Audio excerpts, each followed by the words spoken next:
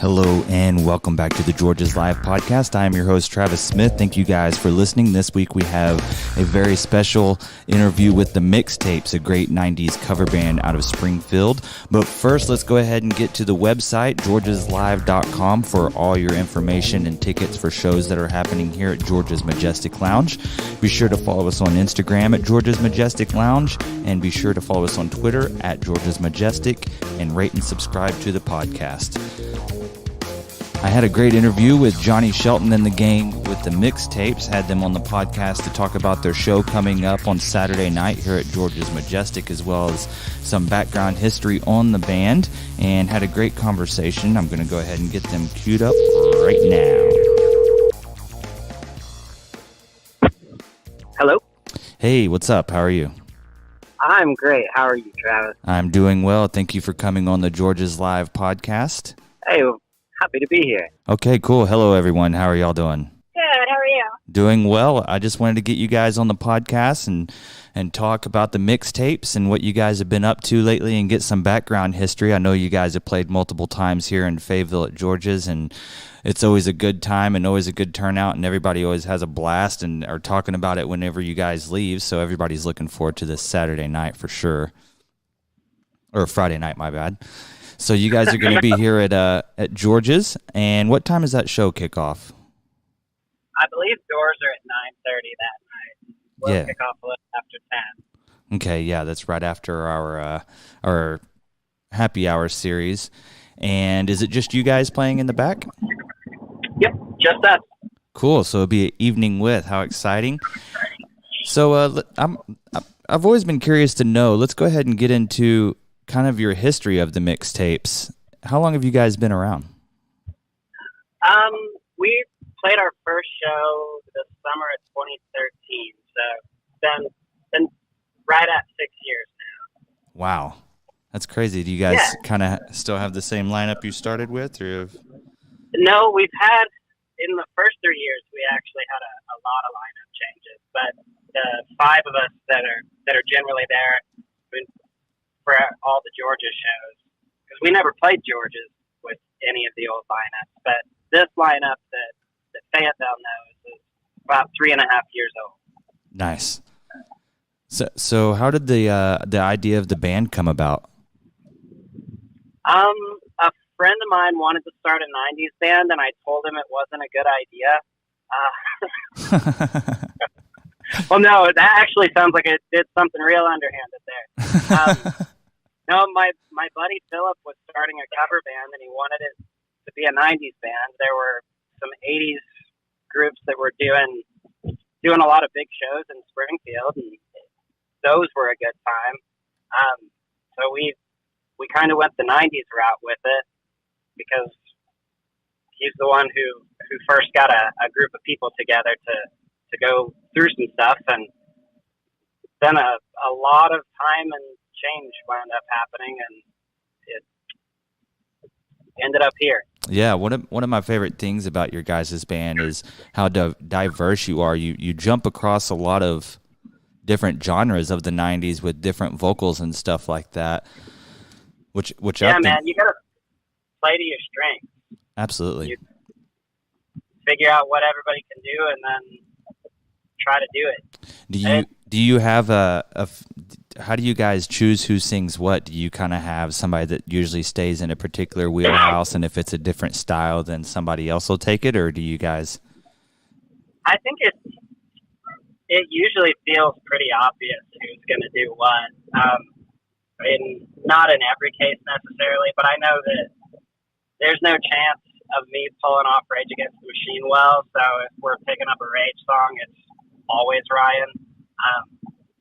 Those kinds of things usually don't take a whole lot of thinking through, fortunately. So you guys are on the road right now to Texas, correct? Yes, sir. Nice. Where are you guys playing there? We are playing in Rockwall, Texas. They do a summer concert series every Thursday night at this area down by the lake, where they have a really, really cool stage set up. They have full trussing for lights. I saw pictures of the event from last year, and and got really excited about getting the chance to go down and do it this year. So it'll be our first time down there, and hopefully a good time. They say a ton of people turn out for it, so we're hoping for a good party. You guys stay pretty busy. How many shows a year do you guys usually play? It's right around 100. Yeah, I see you guys. I mean, you're pretty much playing every weekend for sure. Yeah, usually a couple shows a weekend. We try to schedule a weekend off every now and then, and we wind up not doing the best job of that. How far out do you guys? Something fun always pops up. How far out do you guys like to travel? I would say we probably like to travel within 2-3 hours, and that's consistently because we're based out of Springfield. Mm-hmm. That's kind of what we consistently do, but this one's a little outside of that. It's about a 7-hour drive down there. And, we did a wedding up in Iowa City that was quite a drive, but it's hard to do that when you're trying to keep it on the weekend because you have to factor in travel days. Yeah, for sure, especially hotel rooms. How many people's in your guys' band right now? 5 of us. 5 of us. So you guys are looking at a few hotel rooms and gas for each show. That adds up for sure. So out of your guys' set of your material, do you guys have favorite songs that you as a whole look forward to in the set, or does everybody kind of have like their own favorites? We just agree not to talk about it. Actually, I mean, who wants to weigh in on that? I don't know. I think more often we have songs that we despise more than we love. But oh yeah, just from playing them so many times.